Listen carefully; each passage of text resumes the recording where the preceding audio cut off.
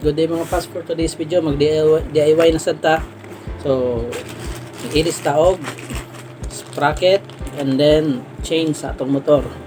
So akong gigamit na chain RK 428 KLO O-ring type. Ni guys, O-ring type. Nasa yung mga O-ring sa gilid sa plate. Then kato iyang connector or ano ba ni tawagan ni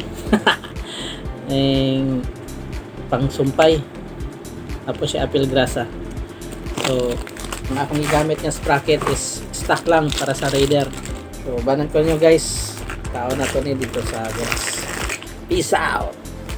So ang first step na to mga paps, tanggalan na to ng footrest sa driver side, and then yung shifter and cover sa engine sprocket.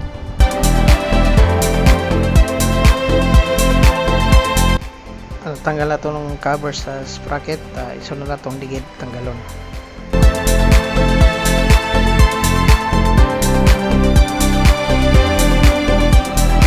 Tanggalon na ito ng upat kabol para matanggal na ito ng sprocket.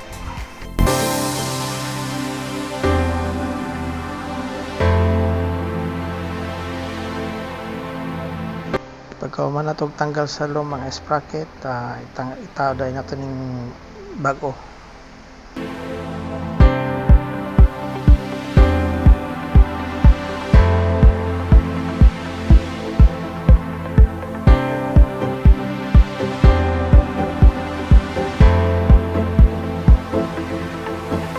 So okay na, natalo na itong bagong sprocket.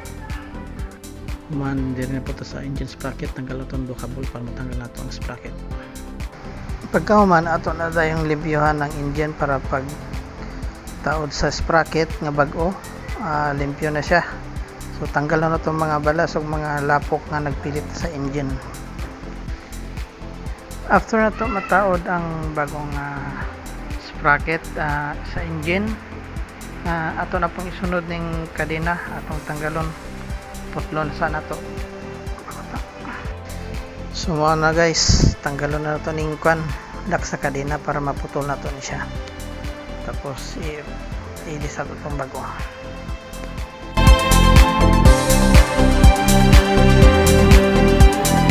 Bago tanggal kadena guys, tanawan yung sitwasyon sa kadena.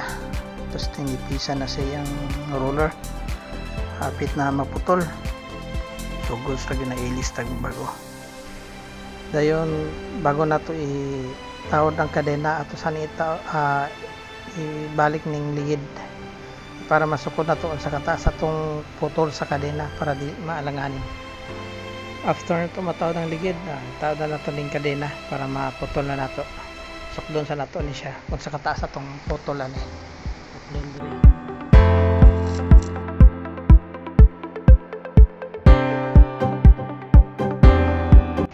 Pagka man og putol sa kadena, ato na po ning rasahan ning chain connector para nato isumpay. Sa pagtaod sa chain connector, dili dapat nato ni kalimtan ning mga O-ring niya bago nato taod. Pag nataw na nato ang mga O-ring, so sunod nato ning iyang plate, then ang iyang lock. So kamo na lang diskarte kung saon nyo pag taod ang lock, kay medyo lisod-lisod yun ang lock, kay minamo yun yung mga O-ring, baga yun ang pan. Ako na lang mo diskarte na para mataod. So mato sa wakas, nataod na yun ang lock, ano yun. So wakas mga paps, nataod na yun natong sprocket o ang kadena.